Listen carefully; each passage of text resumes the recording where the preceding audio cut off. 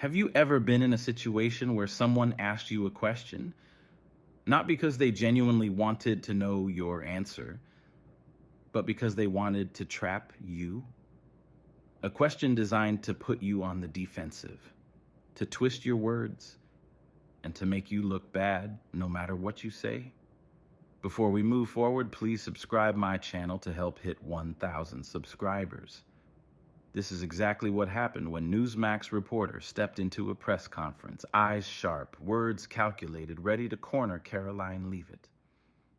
Karoline, a fierce and unapologetic supporter of conservative values, had faced the media's hostility before. But this time, it was different. This time, the reporter wasn't just coming for her. He was trying to undermine everything she stood for. The press room was buzzing with energy, journalists flipping through their notes, cameras rolling, and then his turn came. With a smirk, the Newsmax reporter leaned forward, voice steady, but laced with the intention to trap her. The question wasn't just a question, it was a carefully crafted attack, designed to make Karoline stumble. So, Karoline, how do you respond to critics who say that your views are outdated, extreme, and completely out of touch with modern America? A moment of silence. The air in the room shifted. Everyone waited, pens poised over notepads, eyes flickering between Karoline and the reporter. This wasn't just about her. This was an attack on conservative ideals, on Trump's movement, on everyone who believed in a different vision for America. Would she fold under pressure? Would she try to dodge the question? Or would she do something that no one, especially the reporter, saw coming? The tension in the room was thick.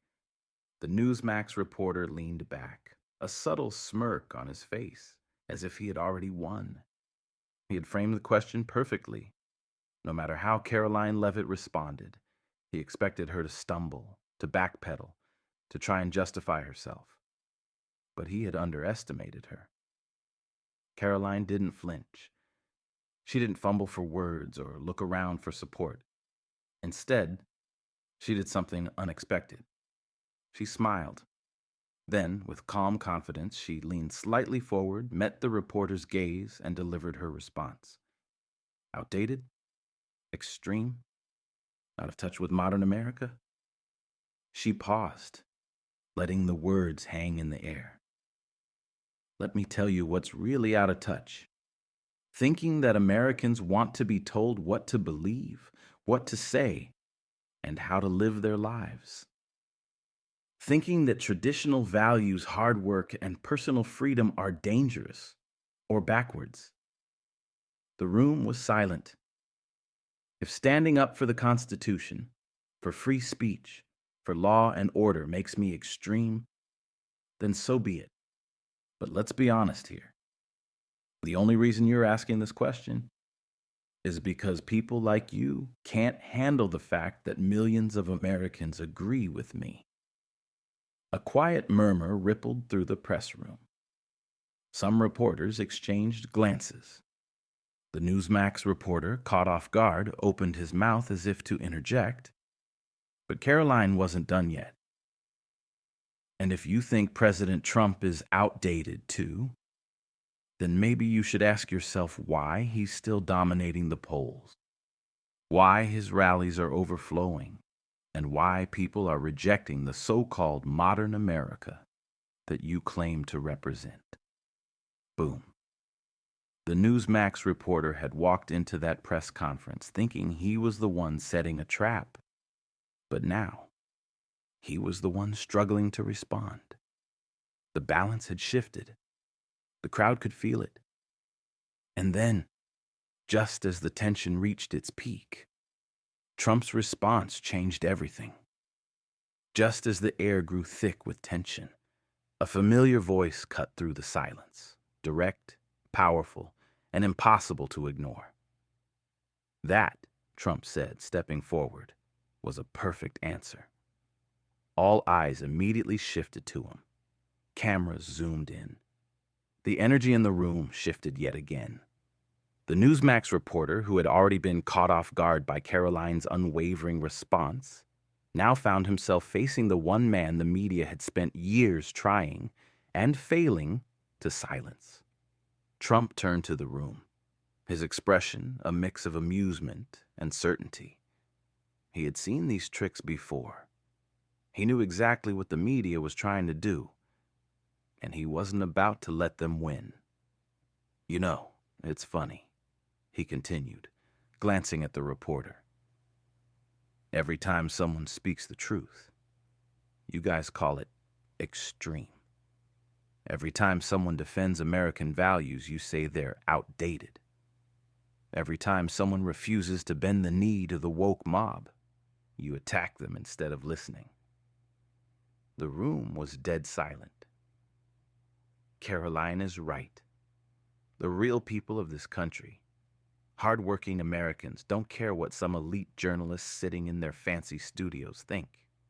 They care about their jobs, their families, their safety, and their freedom.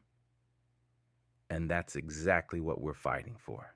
The Newsmax reporter shifted uncomfortably. This wasn't how things were supposed to go. The goal had been to corner Karoline, to put her on the defensive, not to get lectured by Trump himself. But Trump wasn't done yet.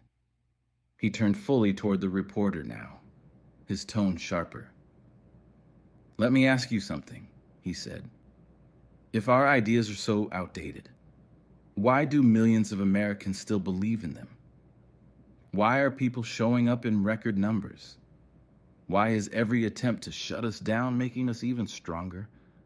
There was no answer. Trump smirked. "I'll tell you why. Because no matter how hard you try, you can't cancel the truth."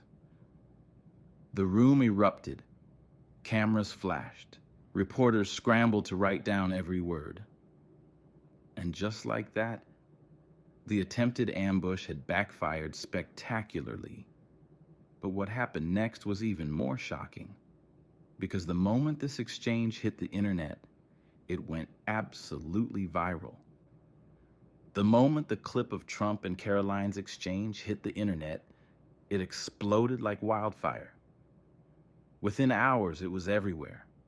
Twitter, Facebook, YouTube. The headlines were brutal for the media, but a victory for Karoline and Trump's movement. Trump and Karoline shut down reporters' woke narrative. Must watch. Newsmax reporter tries to trap Karoline, gets humiliated instead. Trump's perfect response leaves the media speechless. On social media, conservative voices celebrated. Finally, someone standing up to the media's nonsense, wrote one user. Karoline and Trump just gave the masterclass on handling fake news, said another. But the most surprising reaction? Even some independent and moderate viewers, people who weren't necessarily Trump supporters, were admitting that the media's attempt to manipulate the narrative had failed miserably. "I don't always agree with Trump, but he's right. Calling everything extreme doesn't make it wrong. Karoline handled that better than most seasoned politicians. This is why people are fed up with mainstream media." Meanwhile, liberal pundits and mainstream media outlets scrambled to do damage control. Some tried to spin the story, claiming that Trump was dodging questions. Others downplayed the moment, pretending it wasn't a big deal. But the damage was already done. This wasn't just another press conference. It was a wake-up call. A reminder that the media no longer controls the narrative, that people are tired of being told what to think, and that no matter how much the establishment tries to silence them, the movement for truth and freedom is only getting stronger. The reporter had walked into that room thinking he would control the story. Instead, Karoline and Trump had just flipped the entire script, and the message was loud and clear. They weren't backing down. Not now. Not ever.